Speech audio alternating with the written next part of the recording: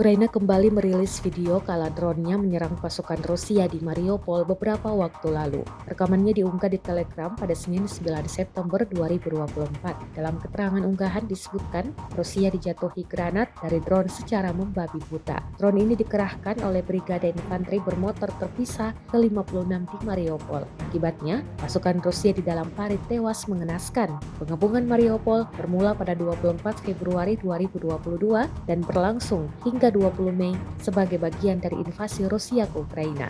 Dalam pengepungan ini, Angkatan Bersenjata Rusia bersama dengan milisi Rakyat Republik Donetsk bertempur dengan Angkatan Bersenjata Ukraina untuk menguasai Mariupol Donetsk.